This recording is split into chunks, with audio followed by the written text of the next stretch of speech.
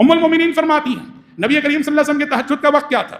فرماتی ہیں من کل اللیل قد اوتر النبی صلی اللہ علیہ وسلم، اللہ کے نبی نے رات کے ہر حصے میں تہجد پڑھی ہے، من اولہ و اوسطہ و آخرہ، رات کے ابتدائی حصے میں بھی پڑھے ہیں آپ، رات کے درمیانی حصے میں بھی پڑھے ہیں آپ، رات کے آخری حصے میں بھی پڑھے ہیں آپ۔ ہاں معمول جو تھا آپ کا وہ رات کے آخری حصے میں پڑھنے کا معمول تھا، ورنہ رات کے ابتدائی حصے سے عشاء کے بعد سے لے کر اذان فجر تک تہجد کی نماز کبھی بھی پڑھی جا سکتی ہے، خصوصاً جن لوگوں کے لیے جاگنا دشوار ہے، بیدار ہونا دشوار ہے، وہ سونے سے پہلے پڑھ کے سو جایا کریں، شریعت نے یہ گنجائش بھی رکھی ہے۔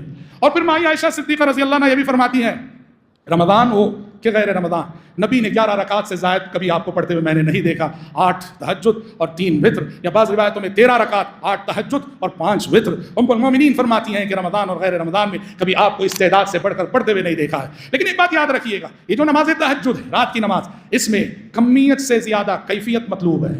کتنی پڑھنی چاہیے اس سے زیادہ اہم یہ ہے کہ کیسی پڑھنی چاہیے، کیسی پڑھنی چاہیے۔ اس کا قیام بھی لمبا ہونا چاہیے، اس کا رکوع بھی لمبا ہونا چاہیے، اس کا سجدہ بھی لمبا ہونا چاہیے۔ یہ نماز مناجات کا، رب سے مناجات کا اور رب سے سرگوشی کا بہت اعلیٰ درجہ ہے، بہت اعلیٰ درجہ ہے۔ اور حضرات ہمیں آپ کو یہ ماہ رمضان آتا ہے، الحمدللہ کہ عامت المسلمین رمضان کی حد تک الحمدللہ تراویح کا اہتمام کرتے ہیں، لیکن رمضان کے بعد کے جو 11 مہینے ہیں بہت تھوڑے بندے ہیں جو نماز تہجد کا اہتمام کرتے ہیں۔ ان رمضان میں تراویح سے جو تربیت ملتی ہے، اس تربیت کا اثر غیر رمضان میں جاری رہنا چاہیے۔ اور جیسا کہ ہم نے کہا کہ ضروری نہیں کہ آپ پوری 8 رکعت پڑھیں، 2 رکعت پڑھیں تو بھی کافی ہے۔